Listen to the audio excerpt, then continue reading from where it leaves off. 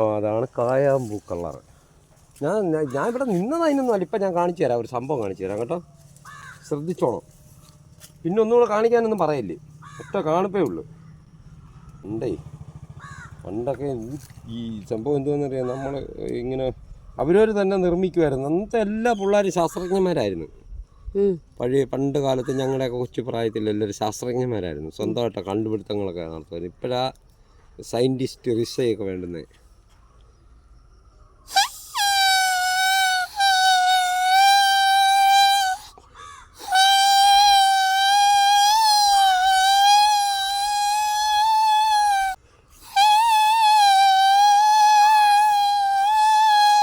പണ്ട് ഞങ്ങൾ പാമ്പൊക്കെ ഉള്ളിടത്ത് ചെന്നിട്ടേ പാമ്പിനെ ഞങ്ങൾ തന്നെ പിടിക്കുമായിരുന്നു കേട്ടോ.